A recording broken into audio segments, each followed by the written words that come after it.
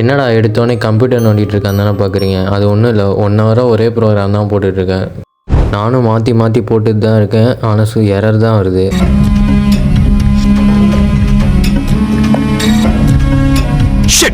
இங்கே வந்து பார்த்தா இவன் உட்காந்துருந்தான். என்னடா பண்ணுறான்னு போய் பார்த்தா அட்டனன்ஸ் பார்த்துருந்தான். பார்த்தா 65% தான் வச்சுருக்கான். முன்னாடியே காலேஜ் வந்திருந்தா இப்போ அட்டனன்ஸ் இது பண்ண தேவையில்லை.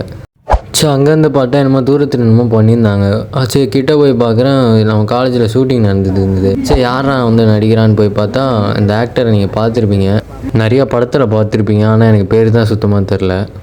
அங்கேருந்து கிளம்பி வழக்கம் போல் ட்ரெயின் பிடிச்சி எப்படியே ஏறியாச்சு. அந்த ரஷ்ஷில் ஃப்ரெண்டு ஒருத்தன் இருந்தான். அங்கேருந்து அப்படியே மெட்ரோவில் வெயிட் பண்ணிகிட்டு இருந்தான். அங்கேருந்து அவன் கூட போயிட்டு அங்கேருந்து அப்படியே 2 பேரும் ஒன்றா கிளம்பிட்டோம். அவன் அப்படியே வீட்டுக்கு போயிட்டான். நான் ஒர்க்கு போகலான்னு சொல்லி கிளம்பிட்டேன். அடிக்கிற வெயிலில் ஒரு ஜூஸ் வாங்கி குடிச்சிட்டு உட்காந்துருந்தேன். ஓகே, அடுத்து என் லைஃப்பில் என்ன பண்ணலான்னு யோசிச்சுருந்தேன்.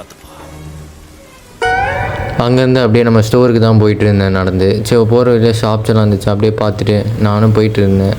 நானும் பார்க்குறேன், ஒரு நாள் வெயில் இன்க்ரீஸ் ஆகுது தவிர சுத்தமாகவே குறையலை. போக ஏறிட்டு தான் போயிட்டுருக்கு. ஒரு வழியாக வெயிலெலாம் சமாளிச்சுட்டு எப்படியோ கடைக்கு நான் வந்துட்டேன்.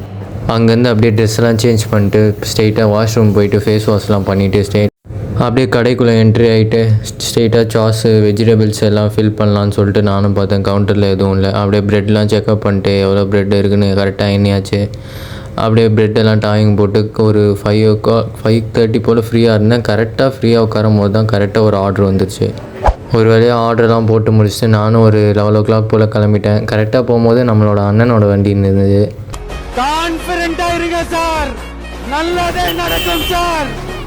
ஒரு வேலையாக மெட்ரோலாம் பிடிச்சி ஸ்ட்ரெயிட்டாக வீட்டுக்கு வந்துட்டேன். மறக்காமல் நம்ம சேனலை சப்ஸ்கிரைப் பண்ணிக்கோங்க, லைக் பண்ணிக்கோங்க, முடிஞ்ச அளவுக்கு ஷேர் பண்ணி விடுங்க. அதே